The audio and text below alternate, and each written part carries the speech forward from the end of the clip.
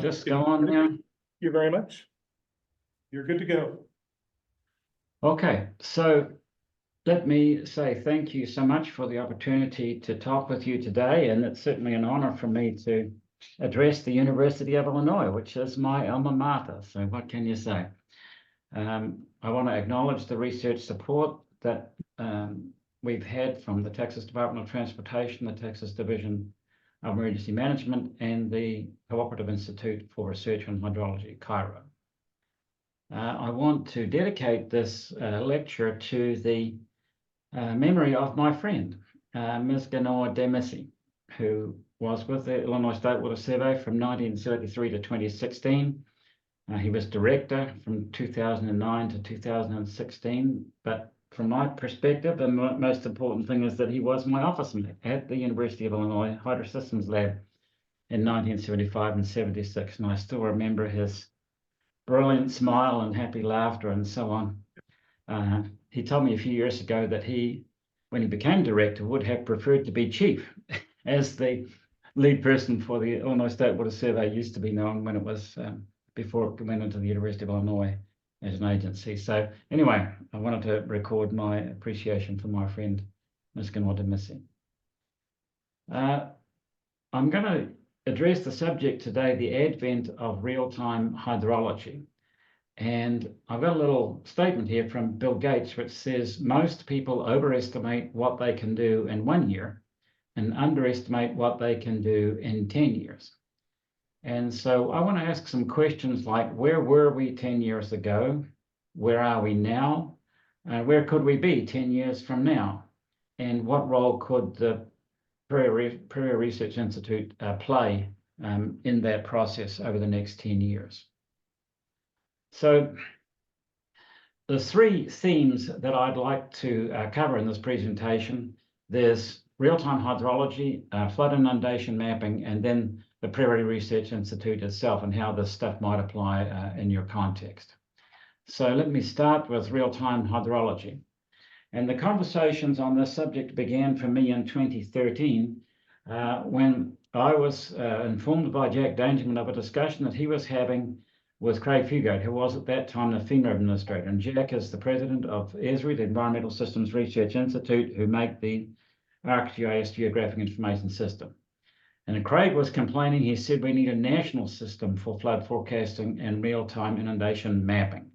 And at that time, there were regional forecasting systems that I've shown in the map at the top there. The main part of Illinois is forecast from Minneapolis, actually. And there were flood inundation maps at individual points on some locations on the stream system, but nowhere else.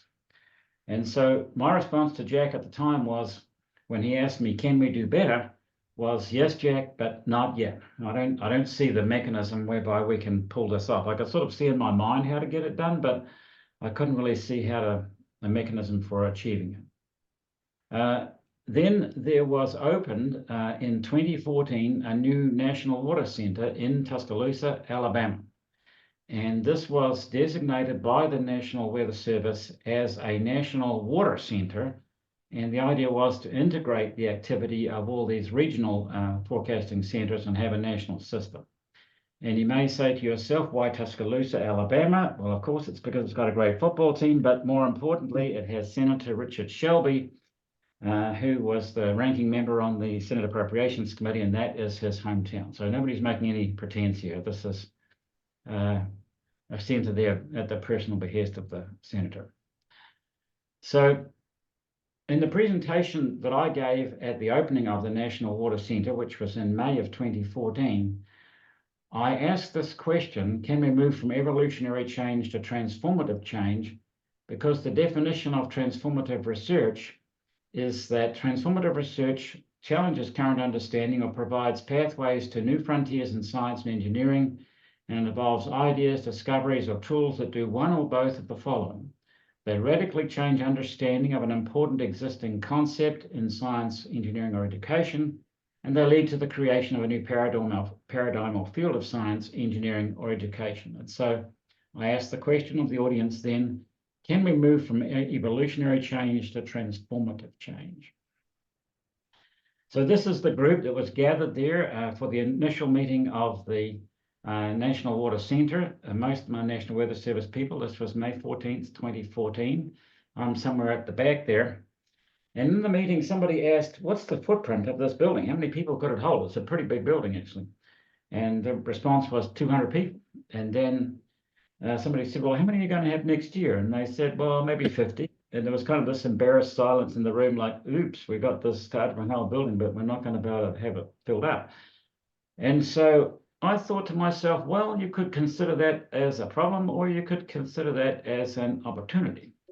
So that night, I wrote the director of the National Water Centre a long email, and I proposed to bring in the academic community and rapidly prototype a new national flood forecasting system in 1 year. And then I also proposed the idea of having a hackathon in the summer where we could bring in a lot of students from around the country and from the University of Alabama campus. Was the collaboration of Quasi, the Consortium of Universities for the Advancement of Hydrologic Science. And this has led to annual summer institutes for graduate student research. And I put at the end of this message, you know, if you think this is just too crazy, you know, we can do a whole new national system in 1 year, just, you know, put the message in the garbage can. But the director did not do that. He put it up on the big board they have there and said, this is the kind of thing that we can do now that we've got a National Water Centre that we didn't have before. And a couple of days later, I got the green light. Okay, go for it. So just crash this thing out. So we began with geographic information systems. We had at that time the National Elevation Data Set for topography, National Hydrography Data Set for streamlines, National Land Cover Data Set for land cover and watershed boundary data set.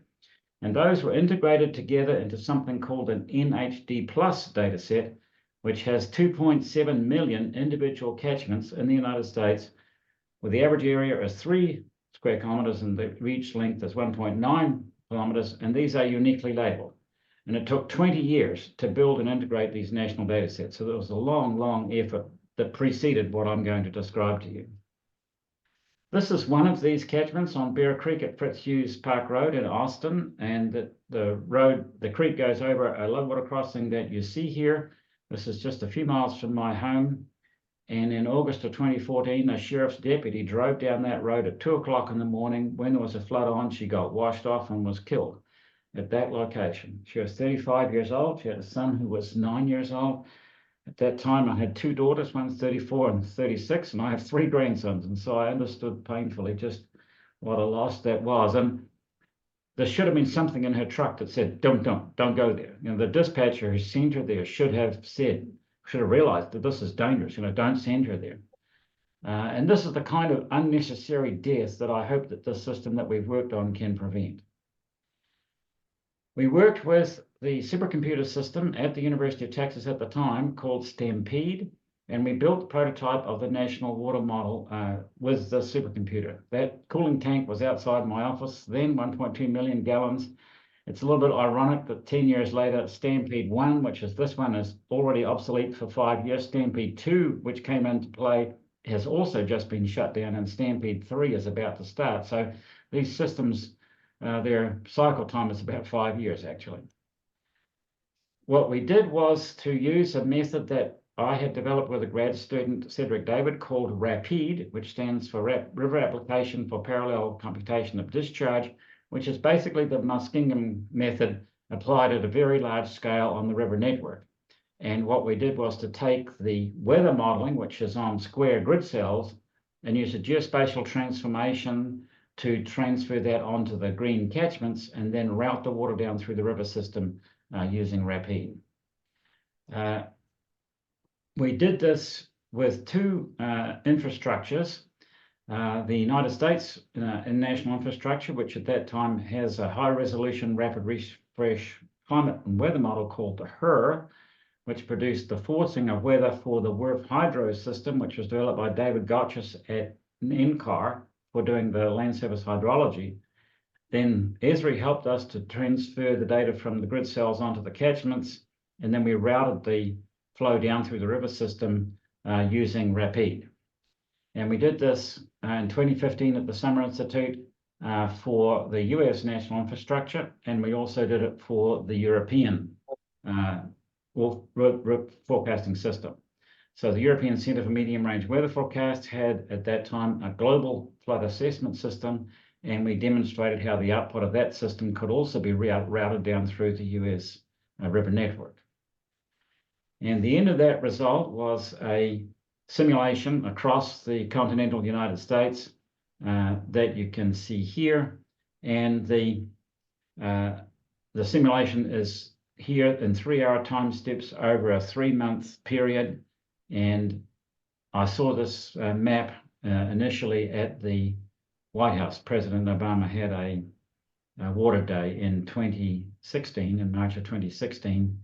And you can see this. I hope that you can see the blood flow of the water flowing through the river system of the country simulated. We demonstrated when we built the prototype of the National Water Model that this calculation could be done in 10 minutes across the whole country. And it took us about 6 months to do that. And so we succeeded in this stretch goal of being able to build a national system in 1 year. And indeed, when we showed that the whole country could be computed in 10 minutes, you can imagine that rocked a few boats in Washington. So what has happened subsequently? So the National Weather Service took the prototype model and ingested that. They took it back to NCAR, actually, and Dave Gotch's worked on it a lot. The initial operational system came online in 2016. It consists of 4 models and a simulation model, which says what is the current condition, a short-range forecast, which is for 18 hours ahead, a medium-range forecast for 10 days ahead, and a long-range forecast for 30 days ahead. Subsequent versions of the model have included Hawaii. Instead of having just 18 hours ahead, the medium-range forecast goes 10 days ahead. Then they included Puerto Rico and then Alaska. And the most recent version, which is version 3.0, combines both riverine and coastal flooding. So this is a combination of the National Weather Service and the National Ocean Service. So this forecast flows on 5.2 million kilometers of rivers and streams in the country. And this is the current condition of the water flow. Illinois is in a very dry condition, especially in downstate Illinois. The upper area of the state is a little bit less dry. And this is calculated by comparing the current simulated flow with a reconstruction of the corresponding flows between 1978 and 2020. So similar to climate modeling, which uses a reanalysis to be able to reconstruct what past climates were, or at least a new weather model is run for a historical period of weather to build a reanalysis. The same is true in hydrology. And so when you compare the current conditions with the historical statistics for that same day from the reconstruction, then you can get these maps like what you see here. And I chose a classical location, the Sangamon River at Monticello, Illinois. This is a famous gauging station. This picture here is for the Sangamon River in Alderton Park. And the USGS streamflow measurements are used to correct the National Weather Service forecasting, and this is a current simulation here on the Sangamon River from the forecast system. Here's the same thing from the GEOGLOWS streamflow forecast from the European Centre for Medium Range Weather Forecasting in England. So this is the European Centre for Medium Range Weather Forecasting is supported by all the European countries in the European Union to give them forecasting beyond 5 days ahead, which is their national systems handle. And so they've extended that now to a global system. And this was developed using the same principles that I described earlier by Jim Nelson at Brigham Young University and NASA and the World Bank. And now this is an implemented operational system, and they have every day 15 days ahead forecast with 50 ensemble members. So we have functioning systems at the national level and at the global level now for streamflow forecasting. And so I want to just reflect a little bit and say, when I was a student at the University of Illinois, we thought of weather as the thing that happens now and climate as the time average of weather. And we thought of historical hydrology. Well, hydrology was always concerned with past events, or reconstructing past storms or design storms or whatever. But what I want to suggest is that during the past 10 years, this field, which I've called real-time hydrology, has come into play, and water flow is now like weather, forecast everywhere at local spatial scale all the time.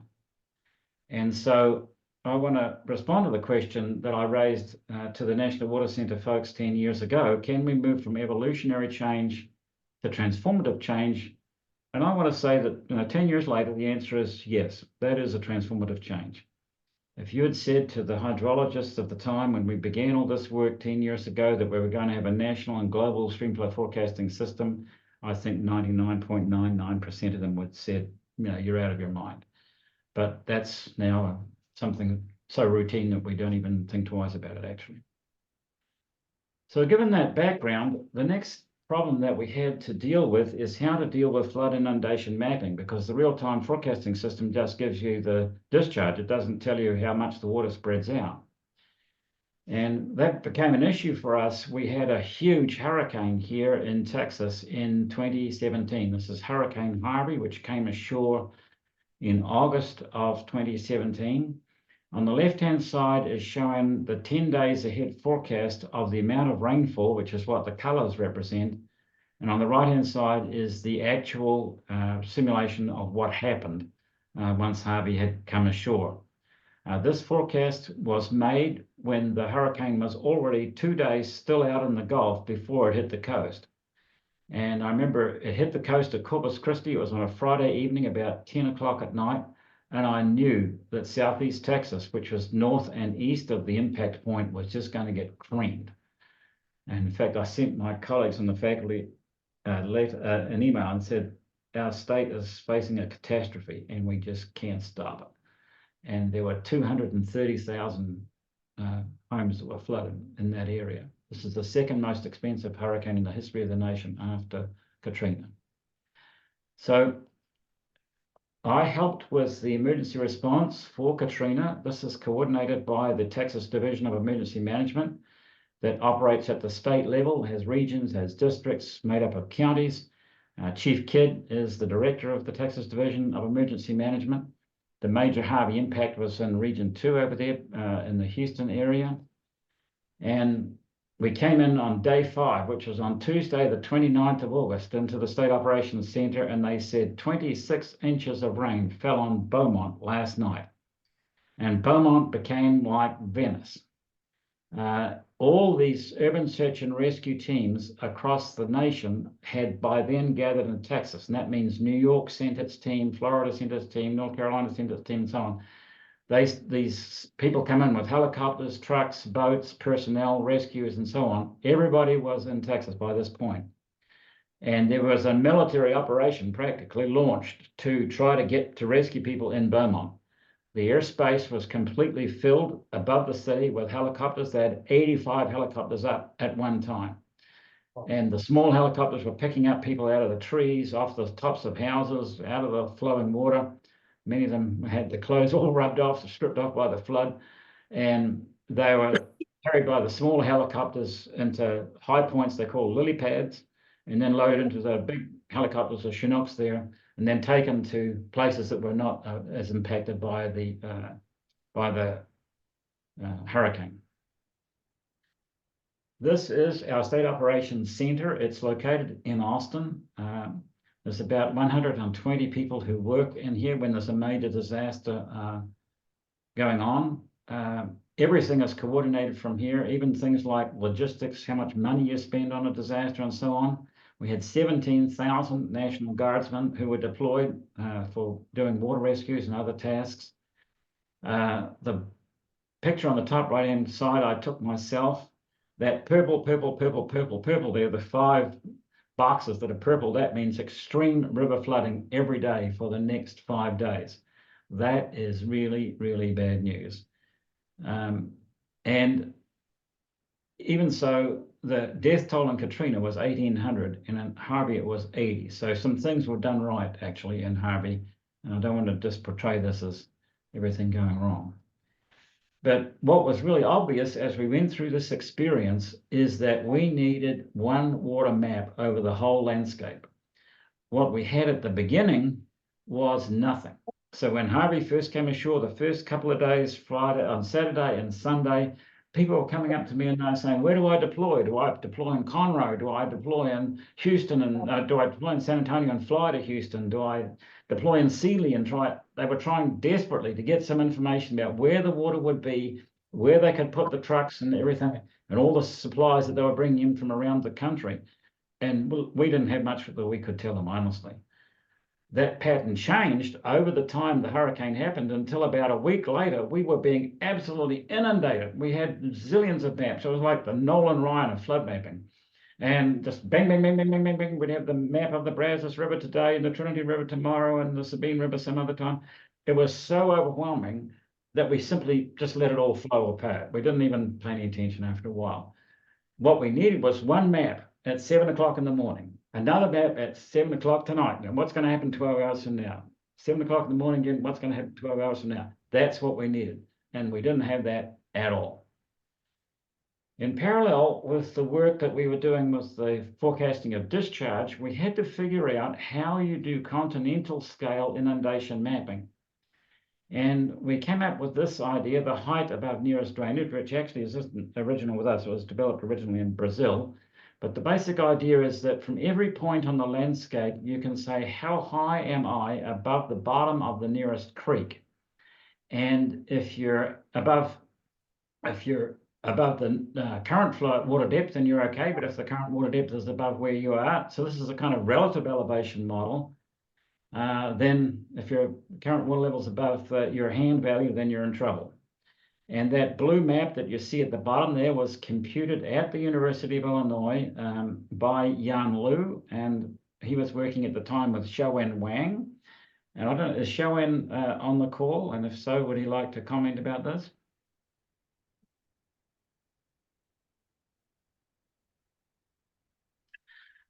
Okay, let me continue then. So that computer is called Roger, and it was developed by NSF project that Xiaowen had in the Department of Geography at the University of Illinois.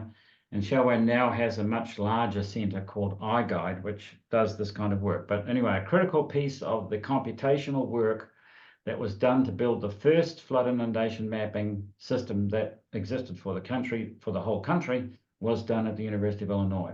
The deep blue colors mean that on the map that your relative height above the creek is, these are pretty flat areas, and the white colors are in the mountainous areas where when you go away from the creek, you rise up a lot. The relative elevation is a lot.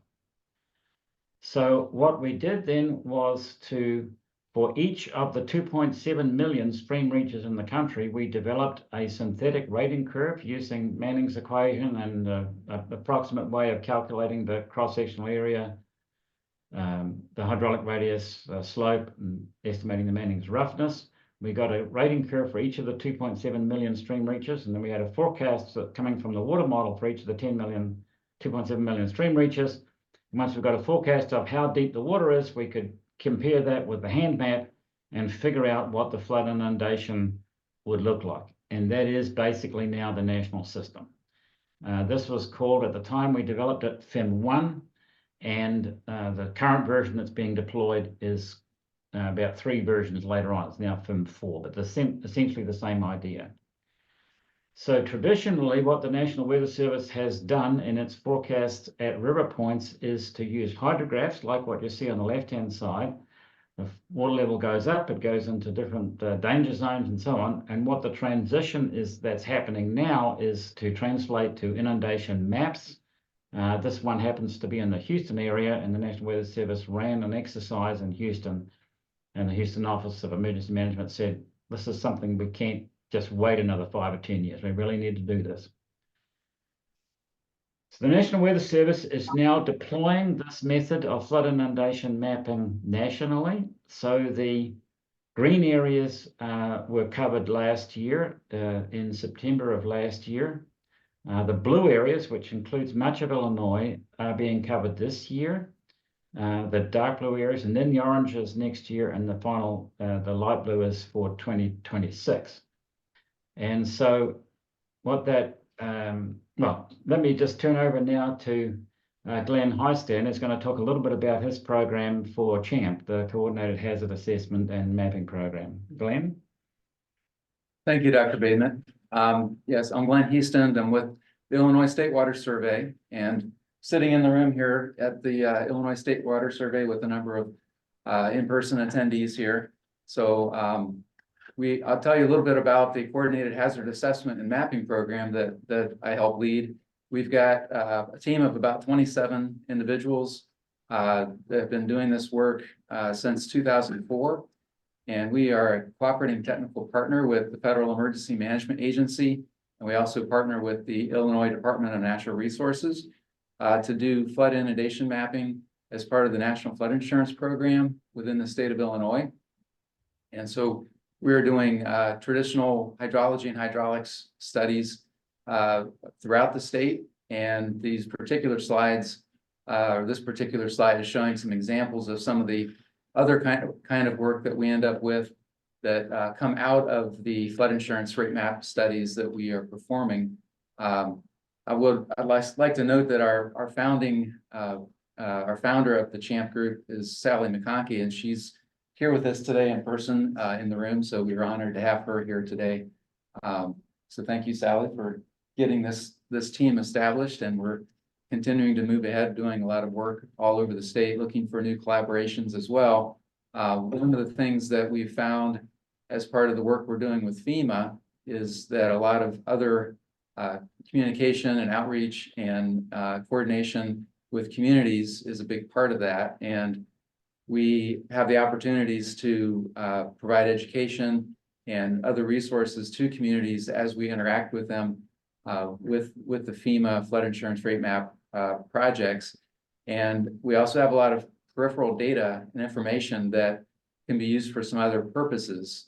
In this particular slide, you see on the left a flood depth grid that shows where flooding is happening within the city of Rockford, Illinois, with the colored circles representing buildings, homes, and with each color representing a certain level of damage in terms of dollars that would be expected if the flooding was at a certain depth.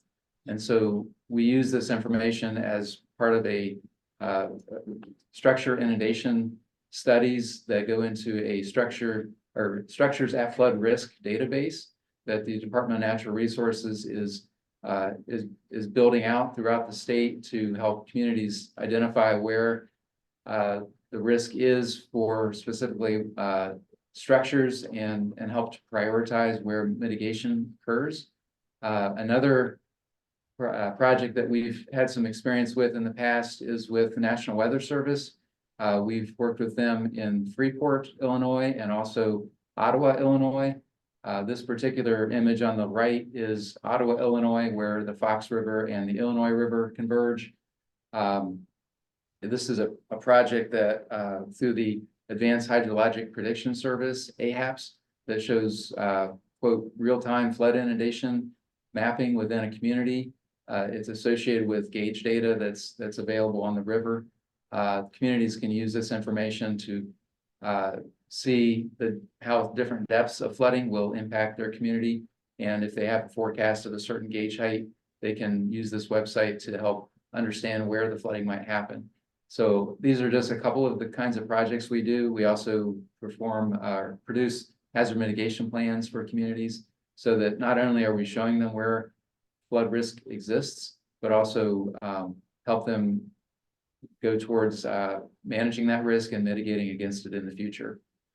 So with that, I'll turn it back to you, David. Okay, thank you, Glenn. So I'm really happy that you've got such a substantial group at the Illinois State Water Survey for doing this work. We don't have a full-on group in our Texas Water Development Board, I have to say, but most of the consultants work on it here. But the key that we're trying to do is to understand now how we can translate the kind of modeling that you're showing in these pictures here into this real-time framework. You know, how can we leverage all the energy and investment that's been made already in the engineering-based flood inundation mapping modeling work, and where possible, replace the hand method, which is pretty approximate, with a better result. So that's really the handshake that we're trying to achieve here in Texas, and perhaps could be done in Illinois as well.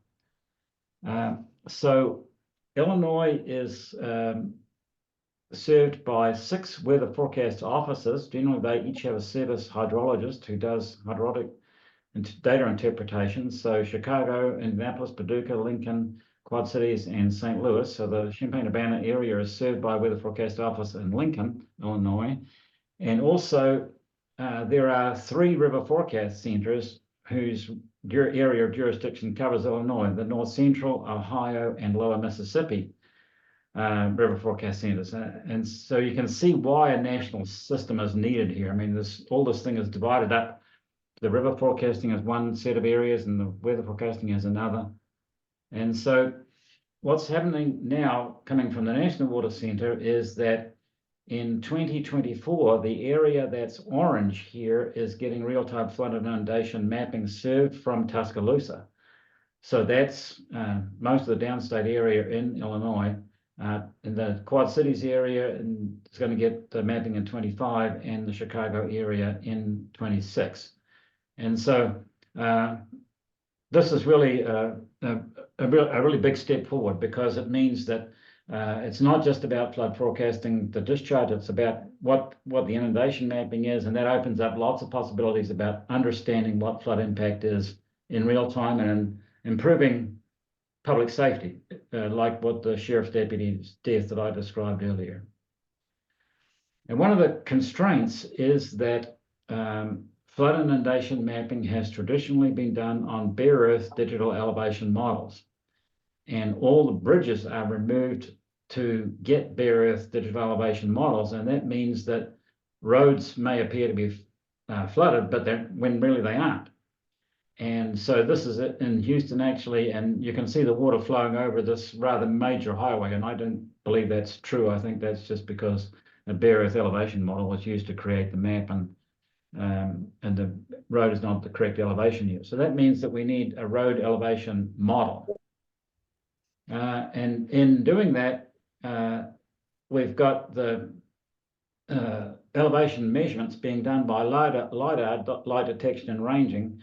And at Illinois, that work is coordinated by the Illinois State Geological Survey by Mark Yakuchi. And Mark, do you want to say a few words about this? I'm sure I can do that. And it's really through the Illinois Hot Modernization Program. And I think most of the Prairie Research Institute people know of the program, but that is all coordinated through Shaner Beaverson, who's underneath myself, and the Geospatial Data Clearinghouse. But yeah, we do take that coordination through funding from NRCS to update that LiDAR and those elevation models for much of the state. Thank you. So yeah, we have an equivalent organization here in Texas called the Texas Geographic Information Office that does this. So in order to get an elevation model for the roads out of an elevation model for the landscape, we have to know where the roads are. And so what we did was to buy some data from a company called Ecopia.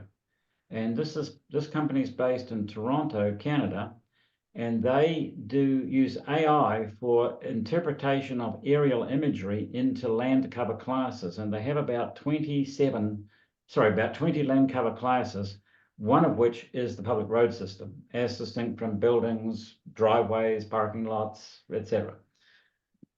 And what you see on the left-hand side is imagery, 6-inch pixel imagery that's licensed by the Texas Department of Transportation. And on the right-hand side is the interpretation of that by Ecopia, and that blue dot is my house. That's where I'm sitting right now. And the orange line is the road center line. So you can see that there's a center line there and a polygon, and we've got a pretty good representation of where the road is. We've purchased these data for the TxDOT Austin district, which is 11 counties in the center of Texas. TxDOT has 25 districts. It covers an area of 700,000 square kilometers. This is one of those districts. And the state's road administration basically works with these districts. So TxDOT has a roadway inventory that they use for planning. And in this district, that has 18,000 miles of roads in it. Now, the Ecopia data turns out, has 38,000 miles of roads in it. And I checked into, how could that be?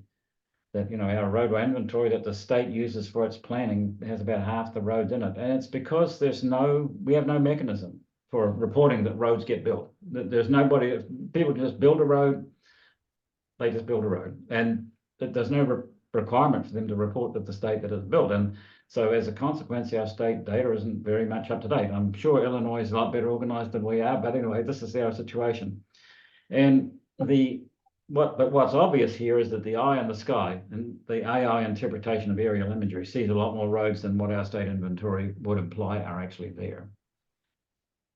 What we did then was to take all the LiDAR tiles that cover a particular area, in this case, the TxDOT Austin district. There's 10,012 tiles. That's about 1.5 terabytes of data.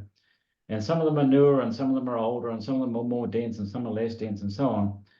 And we had a friend, Yan Lu, now at the Oak Ridge National Laboratory, and he filtered all the LiDAR tiles and found just the points that lie on the road surface, which happens to be 1.6% of the landscape area. So if you can just imagine pouring all these LiDAR points onto the AI inventory and getting out the points that lie on the road surface.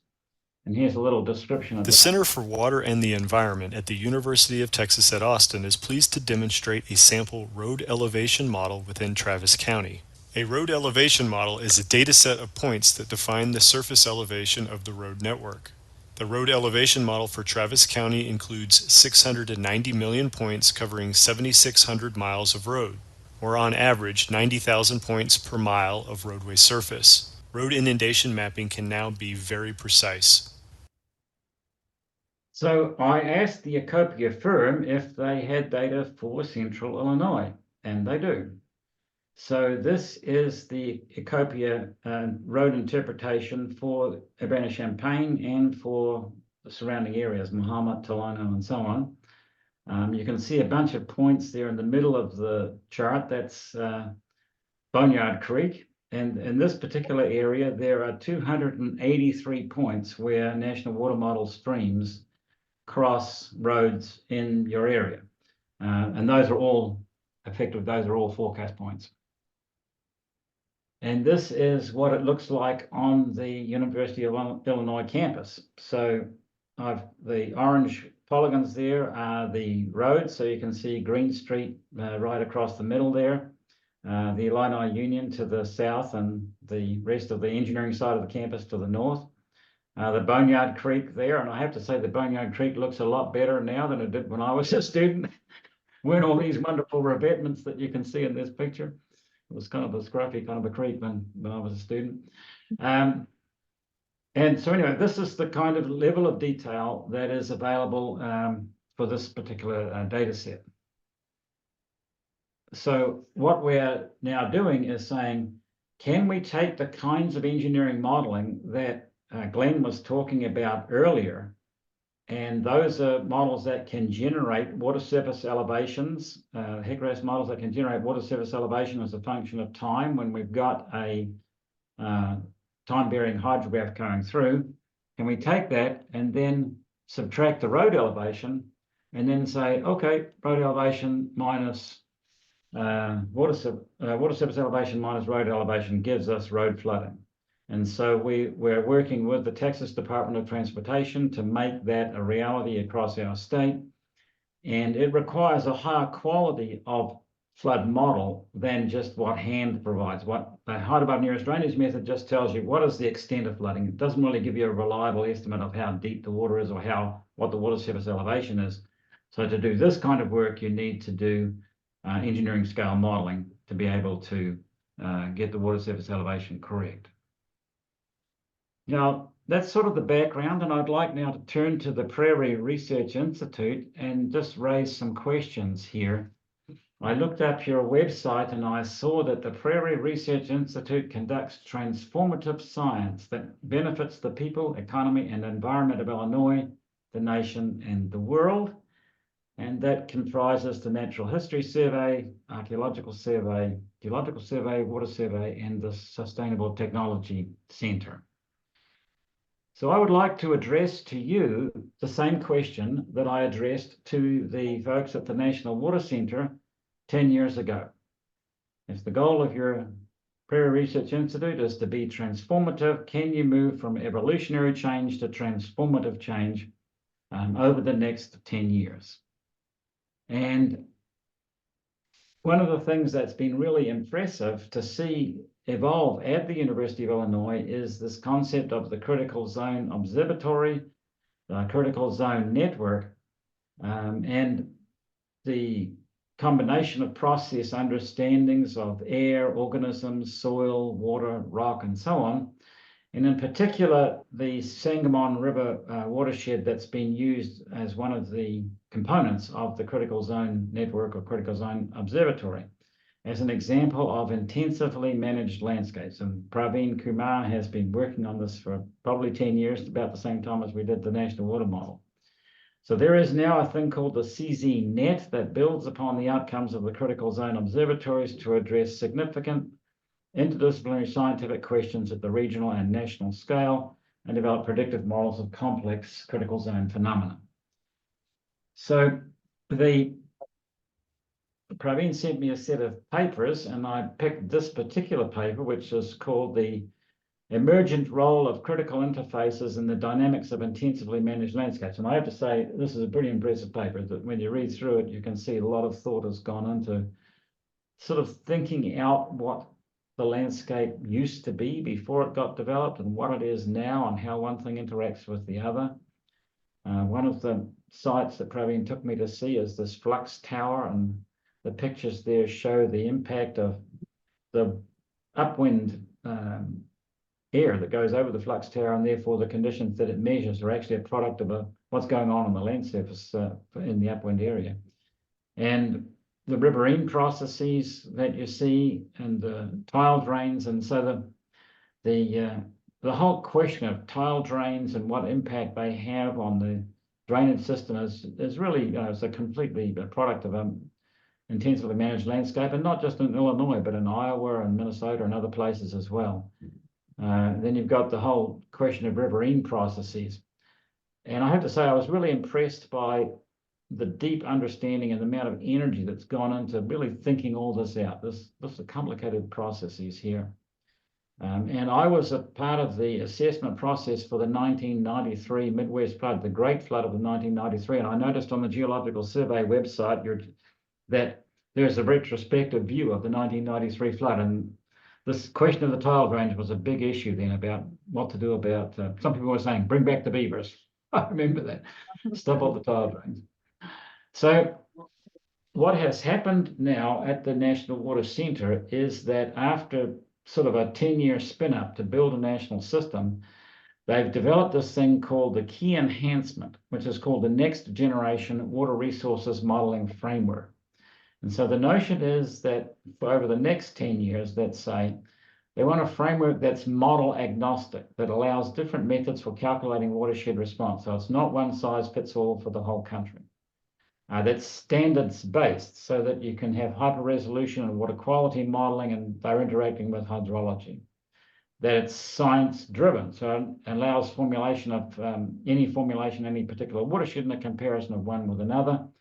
And that it's domain science friendly and open source to encourage community use and involvement. And that means using GitHub and everything's open source and shared and so on. And so this involves processes of computer science and engineering. BMI stands for base model interface, I think. It has to do with integrating one model with another. Hydraulic science and engineering methods, and also geoscience data and standards. And the combination of all of those things. This framework has a topological analysis of the river network of the nation, which is embodied in a standard called WaterML 2.0. And so this is the framework going forward, and the intent is not just to have one great big calculating machine, but actually to have a number of interacting systems that could represent different parts of the country in more fidelity than what is being done now. And so this is what the current and the future framework look like for the Sangamon River. So currently what's being done is 180 of those little catchments that I showed, little local flow pathways with average length about 5 kilometers. And the new system has the so-called next gen flow paths where the Sangamon River itself is treated as a single unit. And then the tributaries of the Sangamon River, a river tributary is another unit, then a tributary to that is another unit. And so the idea is that you treat river systems and contributing systems as whole units rather than chopped up pieces from one local catchment to the next. There's 112 so-called main stems in the Sangamon River watershed in this next gen flow path. And this topological network's been computed for the whole country. One of the things that appealed to me is that in aquatic ecology, there's a concept called the river continuum concept, which says that the headwater streams have certain patterns of biological organisms. There's the shredders, the grazers, the predators, and the filter feeders. And then as you go further downstream, you start with coarse particulate organic matter, and that gets resolved down to fine particulate organic matter, and you have the ratio of production to respiration that varies above and below 1. And as you go downstream, you get a different balance of organisms till you get the major rivers have filter feeders and predators, and they don't have the shredders and grazers at all. So that the next gen framework lends itself to that kind of a thought model. This is how the thought model applies to the boneyard. So this is the boneyard in central Champaign-Urbana. It's actually the label of this is WB820310. That's how the boneyard exists in the national system. And it flows to WB820310. So that handshaking exists everywhere in the country. And so each little element that you can see handshakes with the next one downstream, and if it's part of a large river system for a long distance downstream. So now, if we're going to do this kind of work, how do you get engaged with the National Water Centre? So there are 180 graduate students have attended summer institutes at the National Water Centre since 2015. There is also a research institute called the Cooperative Institute for Research to Operations in Hydrology, which is an investment by NOAA of $360 million. And just for comparison, that's $36 million a year, which is 3 times larger than the hydrologic science budget of the National Science Foundation, which is about $12 million a year. So one of the projects for Cairo is being done by Ximin Kai. So Ximin, can you tell us about your work? Okay, all right. Thank you, Dr. Maidment. I'd like to share everyone. Actually, when I was a graduate student at UT Austin, I took several courses from Dr. David Maidment, and he also served the committee of my PhD thesis. So I'm so happy Dr. Maidment asked me to talk here, but I'm also a little nervous because I just felt I got an assignment from him. Anyway, so reservoir storage regulation is probably the largest interference to stream flow. So now we have many large-scale hydrological models or land surface models, and they have incorporated some reservoir models. But unfortunately, most of those models, or basically all those models, are probably too simple because they may not be able to catch the real response of the reservoir operators to the extreme events. And you might wonder why not we just incorporate more complex reservoir operation models. We have millions of very complex reservoir operation models, but unfortunately those models are usually built for case by case for specific reservoirs. We don't have a generic structure. So here I just want to echo what Dr. Maidment highlighted in his former slides, how data could help to enhance our large-scale modeling. So here we use, basically we got long-term, that's like 15 to 30 years of daily operational data for about 450 reservoirs crossing the contiguous United States. And we use some advanced machine learning techniques to develop the so-called generic data-driven reservoir operation models. And so we are basically happy about the results because it ended with like a generic structure, generic and also apparent structure with only 1 to 6 basic modules. So actually reservoir operation may not be that complex as we imagine. And also we only consider about four inputs. And by testing for all these reservoirs, we found the model could catch the operational dynamics and operational behaviors. And we have already made this model ready to be incorporated into any rainfall runoff models. So recently, my group has tested this reservoir model, which is called GEOGLOWS, with National Water Model Dr. Maidment just talked about.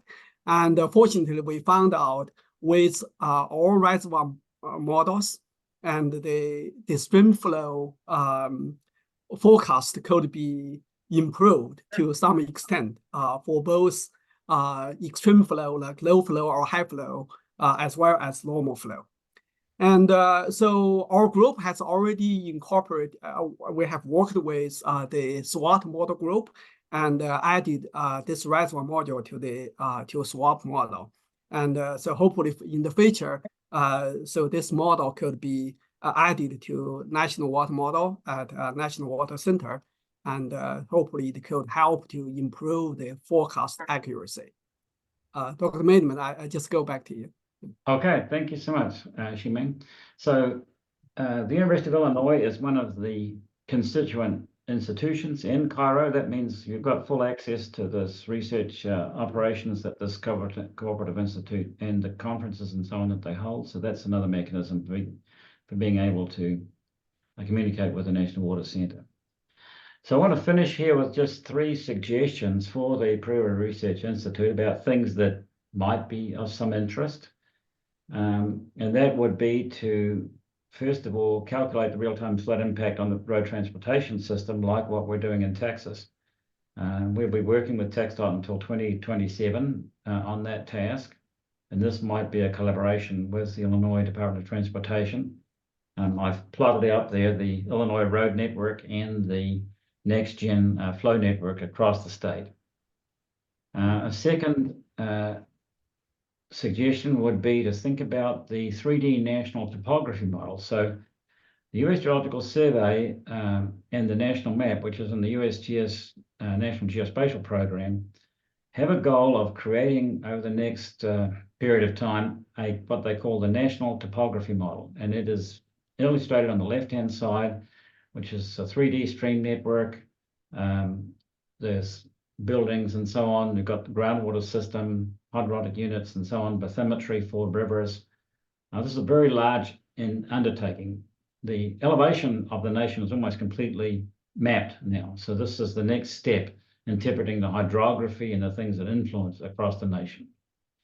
And you've got such a deep understanding in Illinois about the whole critical zone and how that works that I thought that you could begin with topography and hydrography of the streams and ditches and tile drains, add land cover soil, geology, the developed landscape, and so on.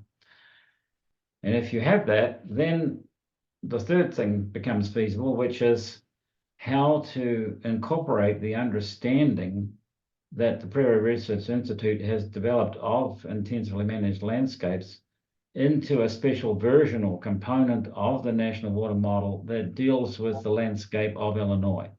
And so that the real thing that you have there with all these tile drains and other kinds of special things that certainly we don't have in Texas can be put into action in a more faithful way than what is currently being done with the national system.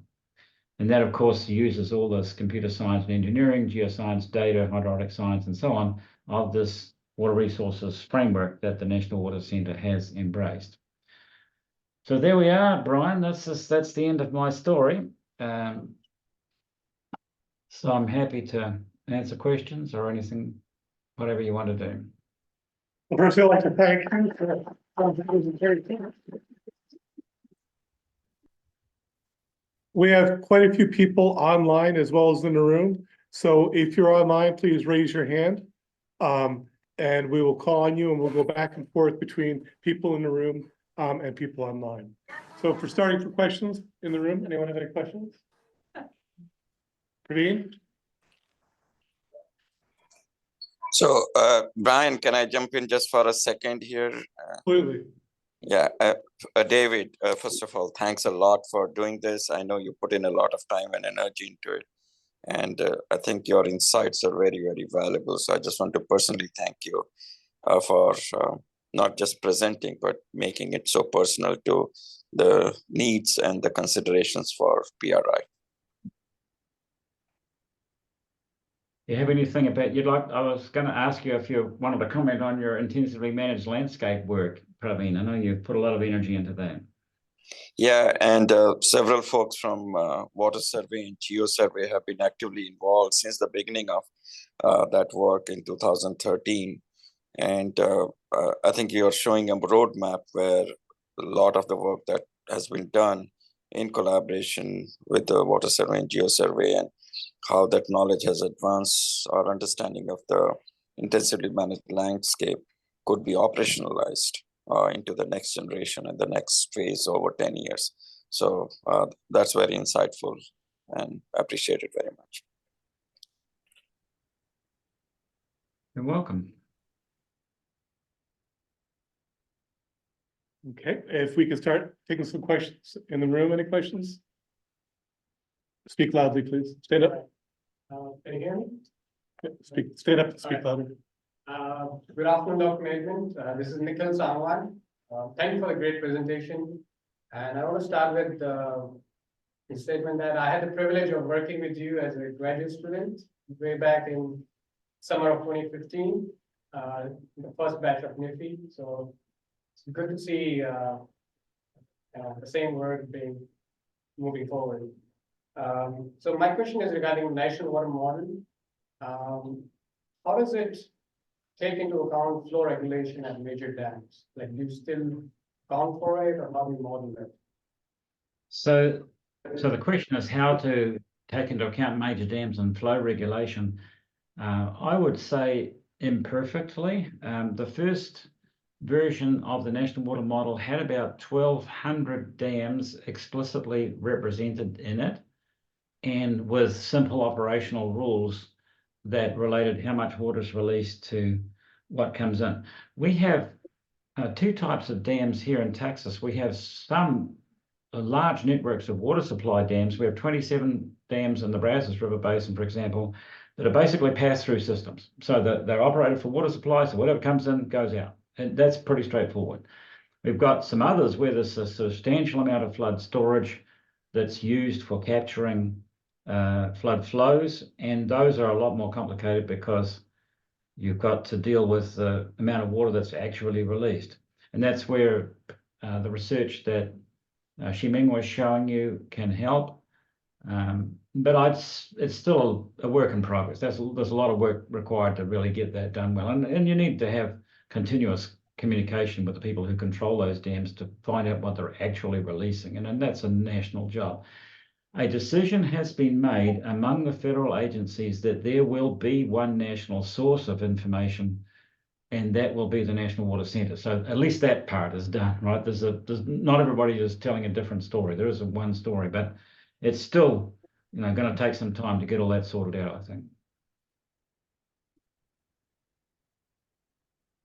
Again, if you're online, you have a question, please raise your hand.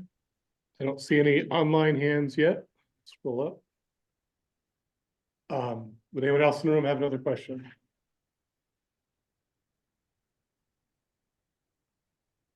Dr. Maidment, Brian Shaley.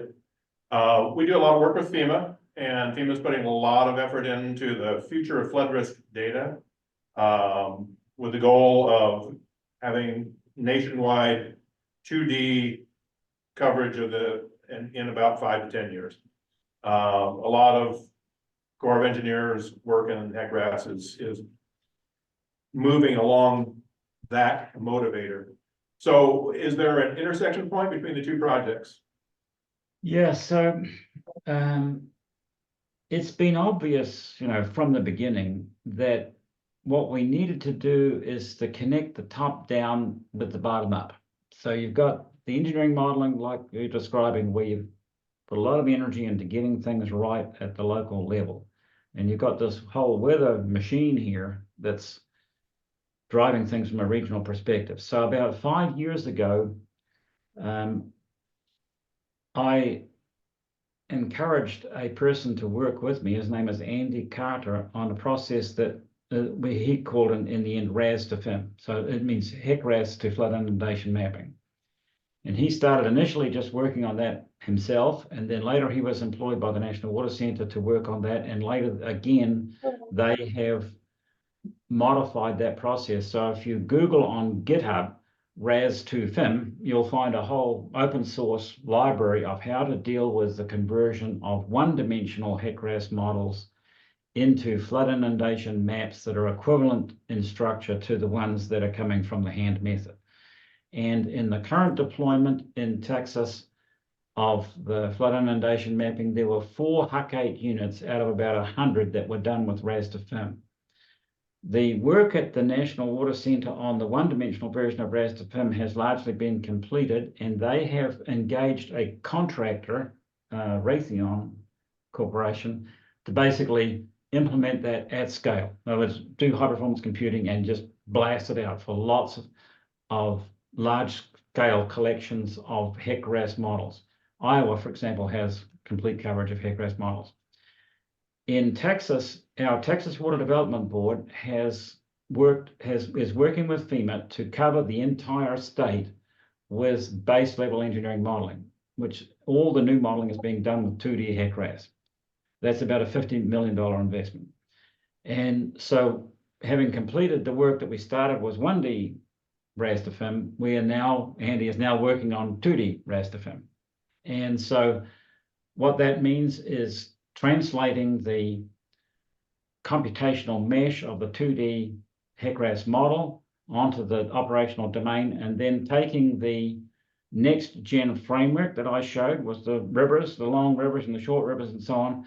And Andy calls it the fire hose model, just blasting the water down those rivers and using the HEC-RAS model to plot out the inundation, and then blasting a bigger flow and plotting out the inundation, blasting a bigger flow and plotting out the inundation, and so on. And that is eventually the mechanism that will be the operational transformation of 2D HEC-RAS models to the real-time FIM. We are going to do that here on our high-performance computing system. So we're going to use the HEC-RAS models without using the graphical interface at all, just operate them from just calling them inside a Docker and run the whole process en masse for our state. The state coverage of HEC-RAS models is supposed to be finished by next year. So that's part of what we're trying to do, is build for the state a 2D HEC-RAS RAS to FIM process, and to engage the National Water Centre in that effort so that that can be replicated elsewhere in the country as well. Ben, you're next. Chiming, you'll be the person after him. Sure. Dr. Maidment, thanks for the great seminar and very helpful insights. So I'm being from U of I, so I just want to ask, you presented a lot of stuff about national water model and also streamflow predictions. So I just want to ask, so is there any roadmap for water quality beyond like streamflow as a national scale? That's a good question. So the original plans, when I first got engaged with the group down at the Water Centre, were very expansive. There was flood, there was drought, there was water quality, there was a staircase. Each year there was another chunk, But it turns out that just getting flood done has consumed all the energy that the group down in Alabama has. And the truth is, it's a big job. They got a plus up on their budget of $492 million that's being used for just this flood piece.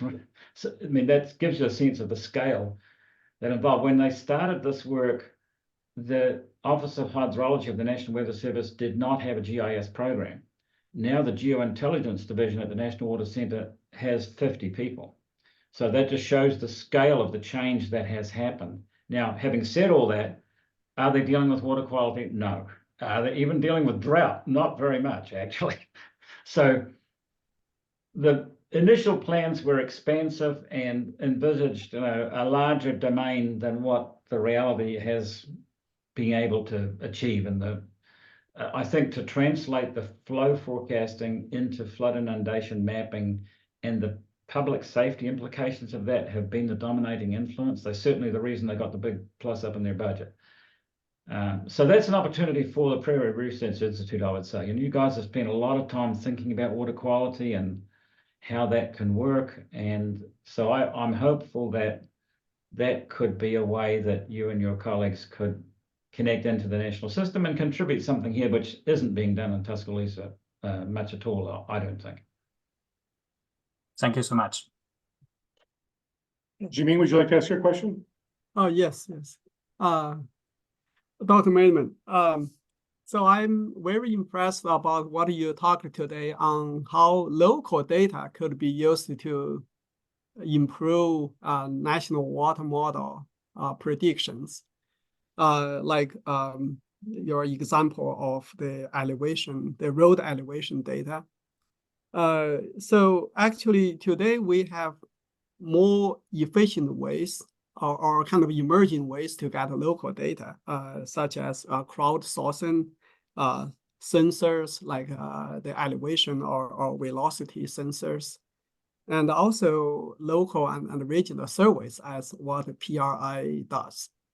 So it looks like we have a lot of new potentials to get local data, and then we could use this data to improve the forecast accuracy of national water model at fine scale, at local scale. So so my question is kind of strange. I felt a kind of strange question for myself. So everybody is talking about AI today. So today AI is not that, maybe not that professional or maybe not that efficient because we really don't have sufficient data, or we really don't have systematic data. So as we have more and more local data, so I believe AI tools could be improved. And my question for discussion is, I mean, can you share with us, or can you share some comments about the feature of AI for hydrologic modeling, and especially for the improvement of national water model, kind of large scale model, but we also care about local scale accuracy. Yeah, well, let me step back a little bit, Shiming, and say, hey, I'm 74 years old. Okay. Yeah. No problem. Time for the new generation to take over here. But in any case, you mentioned measurement of velocity and so on. So I haven't discussed this in the seminar, but we asked the Texas Department of Transportation to densify the stream network of our state to help support the national water model. And they have paid for the USGS to install 80 gauges that measure surface elevation and also surface velocity. And so we have the largest network of radar stream gauging in the country, to precisely for the reason that you described, to get better results than what the national water model could produce by itself. We've also been working on data assimilation. And when I was at the University of Illinois, I took a course in electrical engineering on control theory. And I tell you, that course was the toughest course I took of my whole graduate study. It was, yeah, it was an adventure.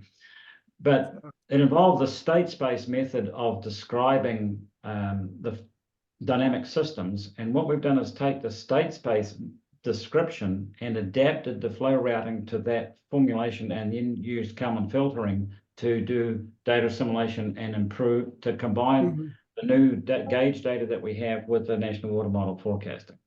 Now, of course, that's an area that could be also addressed with AI and machine learning, right? So we have 80 gauges. We're accumulating a record that up to this point, that record has not been included in the national water model formulation. We have other local networks here that do the same thing. So that's an area where there might be some improvements. The big reservoir operators, Tennessee Valley Authority, Bureau of Reclamation, and others have made a study of long-range forecasting 30 days out and beyond. And they have concluded that AI is better than physical modeling. In other words, that they get a better result 30 days out from AI than they get from all our equations, which is a little discouraging, but that's the conclusion they've reached. So what we are using the AI for is this question of the image interpretation, which I think it's unquestionable. I mean, you've got all the chips there that you test or train the AI model on, and then you can do a very accurate interpretations of imagery. So that's a help. I don't know enough about AI to respond more thoroughly than that, Ximing. That's a whole new generation, and maybe that's part of what the next 10 years brings, right? The whole concept of perhaps if we were sitting here 10 years from now, that's one of the things that we would really be saying, wow, that was something that we put in place over the last 10 years. Right. Thank you, Dr. Maidment. That's very helpful. Erin? Hi, my name is Erin Bauer, and I work with Praveen on the CINet project. But I have a question about the modeling. Do they use for the weather forecasting? Do they use the advanced predictions where they use the radar estimations to do precipitation quantities, or do they also use the ground truth data? So I want to say yes to all of those things. Okay. And having said that, there's a very extensive system for ingestion of observational data and combining with radar precipitation to get adjusted rainfall that the Weather Service has pursued for a long time. In addition to that, there are rainfall forecasting. Well, there are weather forecasting models that have a rainfall component. The HER is one. The MRMS, there's the Global Forecast System, GFS. In the latest version of the water model, the weather and rainfall forecasting is done by, they call it the blended model. So in other words, let's say there's 6 models that could be used. They take the output of all of them and blend them together, and that becomes the driver. So it's actually a kind of a grouped system that's actually being used. Now, to be honest, I don't know what the blended model is. I've just heard this term, the blended model. So yeah, if you want to track this down and find out what they're actually doing now, you should track that down, because that's the sort of the technology du jour, I would say, is this blended forecast model. More questions in the room? Go ahead. Sit up.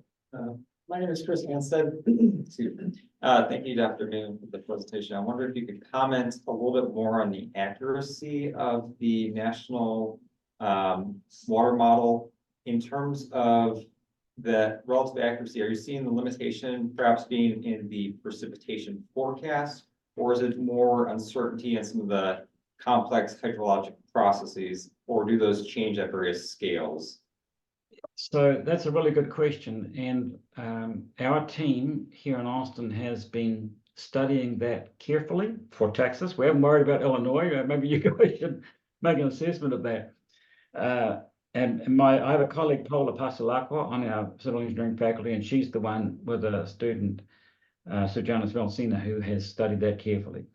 What we found is that we can't distinguish any spatial pattern in the accuracy of the model across our state. So eastern Texas is wet, there's lots of reservoirs. West Texas is dry, there's hardly any reservoirs. There's a big range, actually. So you don't get much drier in the country west of El Paso, and you don't get much wetter in the country east of Texarkana. So there's a range there across the state. And we haven't found any pattern in the water model areas that would say, oh, the wetter areas are worse or the drier areas are worse. We don't see that. what we have found is that the magnitude of the error measured in terms of root mean square error of the discharge increases with the size of the river. So bigger rivers have bigger errors than smaller rivers do, which I guess you could assume that would be the case. If you plot the log of the error versus the log of the discharge, you find that that's a linear relationship. Basically, as the rivers get bigger, the error gets bigger, but there's a pretty consistent relationship between them. We've looked at the error in very large events, like Harvey, for example. Well, we had another one, Tropical Storm Imelda, had 40 inches of rain in about 17 hours. And what we found is that generally the National Water Model is under-predicting in those cases because the rainfall itself, the magnitude of the rainfall just was not anticipated. The huge events were not anticipated as what they actually turned out to be. Harvey, for example, had at the most extreme places 60 inches of rainfall in 5 days. It's the largest storm by far ever recorded in the history of the United States, about 11 inches more than the largest storm that had previously been recorded over a 5-day period. So there's some things like that, so that our impression at this point is that the governing consideration on the forecast error in the runoff and flow is in the forecast error in the rainfall. And it's not in the hydrology piece. The hydrology piece seems relatively more secure than the uncertainty in the forecast rainfall. Hi, this is Erin again. We just got, a number of us were just at Illinois Lake Management Conference this week. And we talked about a lot about lakes, but in talking about flooding, a new thing that's been coming out a lot is that there's a lot of urban flooding, and I'm wondering if this model can maybe identify susceptible areas that are susceptible to that. And Trent Ford, our state climatologist, discussed it in his talk, and I'm just wondering, is this model something that can be used at that scale? Because I know it's a small scale. These urban flooding issues are not happening around streams. They're in urban areas that don't have streams. Yeah, that's a really good question. And I have to say at this point, no, I don't think we're really doing a good job of the National Water Model in urban areas. This is a model that was designed to work with streams and rivers, and not with direct impact of rainfall straight on the impervious area. In Houston, for example, and during Harvey, about 58% of the flooded houses were outside the 500-year floodplain, which tells a story right away. Right?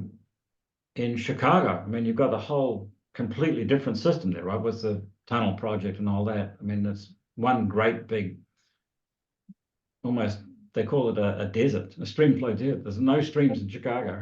It's just a huge urban area with underground pipes. It's another whole system completely. So I would say there's still a significant amount of effort that's required to do urban drainage better. And that means doing direct pluvial impact on the land surface, besides pluvial flow in the rivers, which is really what the National Water Model was designed to deal with. So there's really pluvial. Sorry, go on. What about the coastlines? Because that's going to be a big no, coastlines they've got taped down. That's the National Water Model 3.0 has the integration of coastal storm surge and riverine flooding and a model that knits the two things together. It's called SCISM. I think it comes from the University of Virginia or somewhere. But the National Weather Service on the riverside and the National Ocean Service on the coastal side worked together for a number of years on their separate systems and on bringing them together. And for the first time last September, when version 3.0 came out, those two things are now connected. So the coastal part is clean. The urban part, not so much, I think.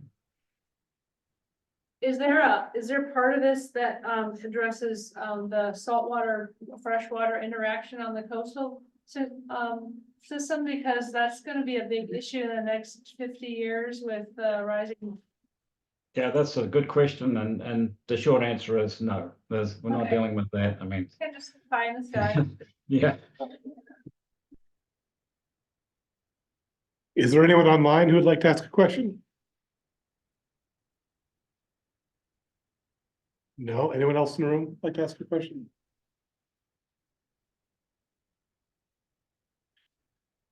Well, David, thank you so much for this presentation. I think it's fantastic and especially enjoyed the discussions afterwards.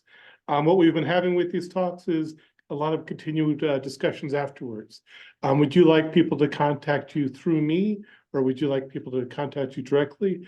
Take your time. You can let me know how you want to handle that as we move forward. But normally we're going to generate quite a bit of additional questions and answers afterwards. But one last time, I'd like to thank him, and Yeah, if if you everybody can, else. yeah, if you can Okay. moderate that, Brian, that would be helpful. I mean, I'm happy to help, but I do have a day job as well. Yeah, I'll make sure that's why I offered it, to make sure you didn't become a PRI associate. Yeah. I mean, I'm just a volunteer here, you know. Yeah. There we go. Let's give him one more round of applause, and thank you very much. Okay, that was a pleasure. I enjoyed it. Yeah. Go on, oops, I better not use the hook and horns thing. And Hell with to the that, orange, hell to the blue, yeah. Thank you, Dr. Maidment. Alma mater, yeah. ILL. ILL, I, there you go. there we go. There we go. Fantastic. Okay, thanks very much, everybody. Thank you, everyone. Bye-bye. Bye-bye.